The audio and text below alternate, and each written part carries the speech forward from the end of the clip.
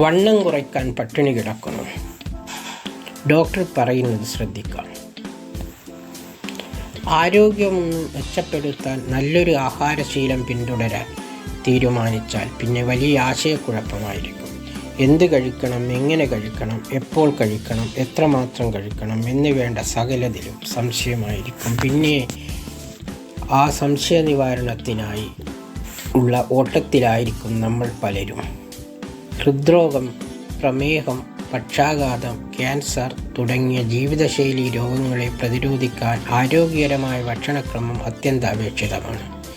ജീവിതശൈലി രോഗങ്ങൾ വർദ്ധിച്ചു വരുന്ന ഇന്നത്തെ കാലത്ത് എന്ത് കഴിക്കരുത് എന്നതിനേക്കാൾ ഉപരി എങ്ങനെ കഴിക്കണം എന്നതിനെക്കുറിച്ചാണ് നാം ചിന്തിക്കേണ്ടത്.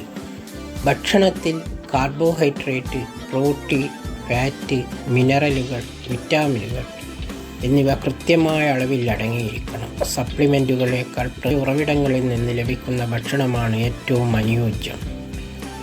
ഇത് സമീകൃത ആഹാരത്തിൻ്റെ ഉത്തമ ഉദാഹരണമാണ്.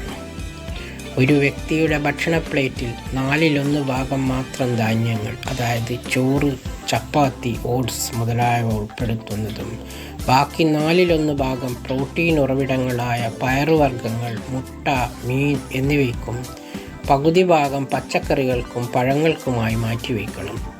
വണ്ണം കുറയ്ക്കാൻ ശ്രമിക്കുന്നവർ പട്ടിണി കിടക്കുന്നത് ആരോഗ്യകരമല്ല.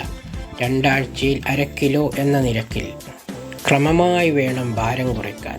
വ്യായാമത്തോടൊപ്പം തന്നെ ഭക്ഷണ ക്രമീകരണത്തിനാണ് വണ്ണം കുറയ്ക്കുന്ന കാര്യത്തിൽ മുൻഗണന നൽകേണ്ടത്.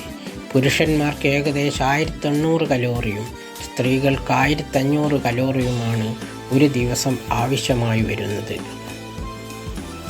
ഒരു മുതിർന്ന വ്യക്തി ദിവസവും 400 ഗ്രാം പച്ചക്കറികളും 100 ഗ്രാം പഴങ്ങളും ഭക്ഷണത്തിൽ ഉൾപ്പെടുത്തണം എന്നാണ് പറയപ്പെടുന്നത്. ഇലക്കറികൾ ദിവസവും 100 ഗ്രാം എങ്കിലും കഴിക്കുന്നത് വിളർച്ച തടയാൻ സഹായിക്കും. കലോറി കുറഞ്ഞ പടവലം, വെള്ളരി, വെണ്ടക്ക തുടങ്ങിയവ ധാരാളമായി ഉപയോഗിക്കാം. മുട്ട പ്രോട്ടീൻ്റെ ഏറ്റവും മികച്ച ഉറവിടമാണ്. കൊളസ്ട്രോൾ പ്രശ്നമില്ലാത്തവർക്ക് ദിവസവും ഓരോ മുട്ട വീതം കഴിക്കാം. മീൻ വറുത്ത് കഴിക്കുന്നതിനേക്കാൾ കറിവെച്ച് കഴിക്കുന്നതാണ് ഹൃദയാരോഗ്യത്തിന് നല്ലത്. റെഡ് മീറ്റ്, അതായത് ബീഫ് പോലുള്ളവ കുറയ്ക്കുന്നതാണ് ഉചിതം. പകരം കൊഴുപ്പ് നീക്കിയ ചിക്കൻ ഉപയോഗിക്കാം. ചില കാര്യങ്ങൾ ശ്രദ്ധിക്കേണ്ടതുണ്ട്. തേങ്ങയും എണ്ണയും. കറികളിൽ തേങ്ങയുടെയും എണ്ണയുടെയും അളവ് കുറയ്ക്കുന്നത് കലോറി നിയന്ത്രിക്കാൻ സഹായിക്കും. തേങ്ങയും എണ്ണയും കലോറിയുടെ ഒരു മികച്ച ഉറവിടമാണ്. തൈര് ദഹനപ്രക്രിയയെ മെച്ചപ്പെടുത്താനും ക്യാൻസറിനെ പ്രതിരോധിക്കാനും പ്രോബയോട്ടിക്കുകൾ നല്ലതാണ്.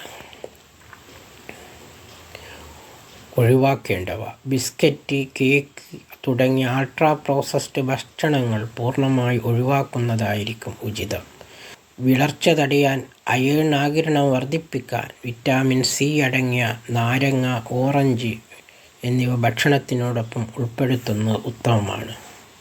നല്ല മാനസികാരോഗ്യത്തിനും ഓർമ്മശക്തിക്കും ബുദ്ധിശക്തിക്കും ആരോഗ്യകരമായ ഭക്ഷണശീലം അത്യന്താപേക്ഷിതമാണ്.